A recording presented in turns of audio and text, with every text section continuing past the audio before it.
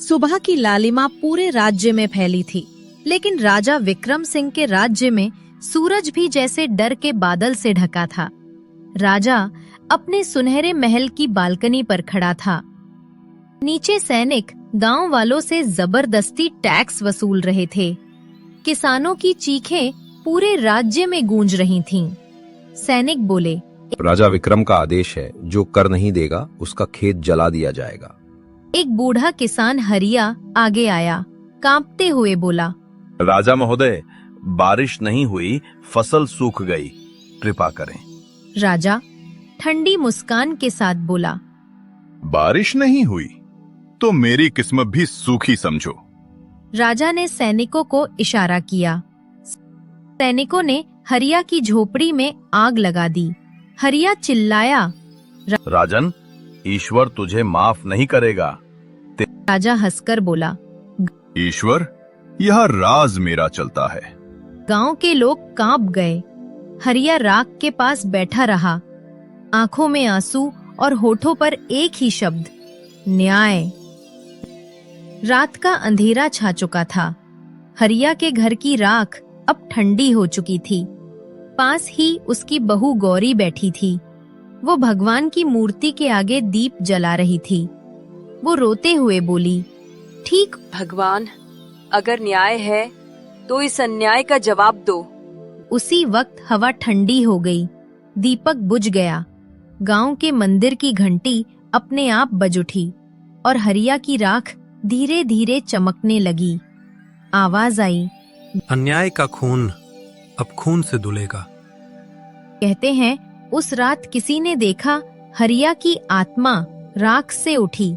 उसकी आंखें लाल थीं और शरीर से धुआं निकल रहा था। वो महल की ओर चल पड़ा। हर कदम के साथ धरती कांपती थी। राजा विक्रम अपने कमरे में बैठा शराब पी रहा था।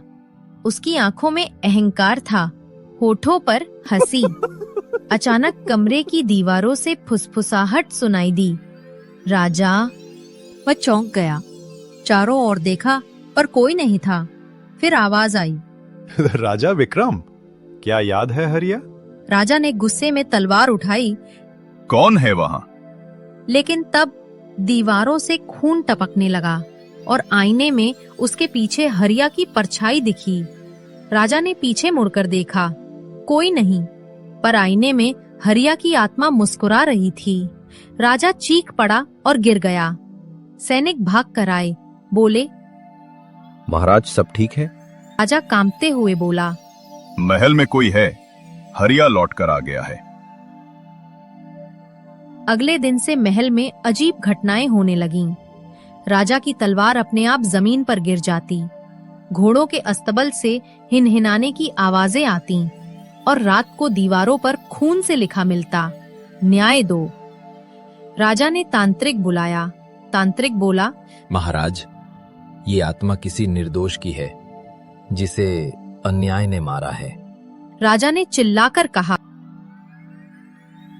उसे खत्म करो।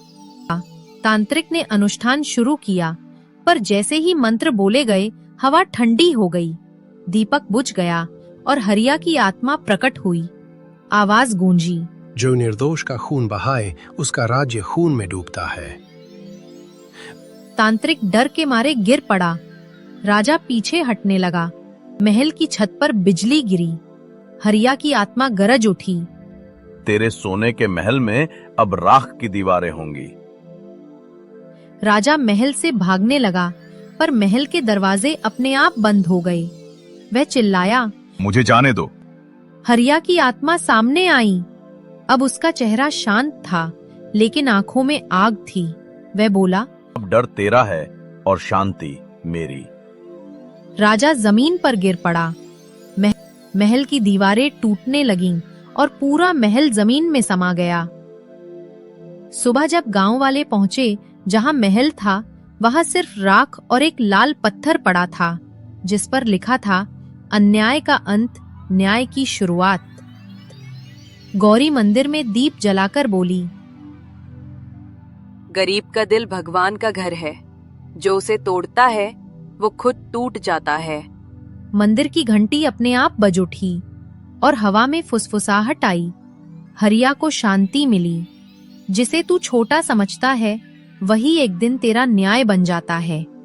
अत्याचार का अंत डर नहीं, आत्मा करती है।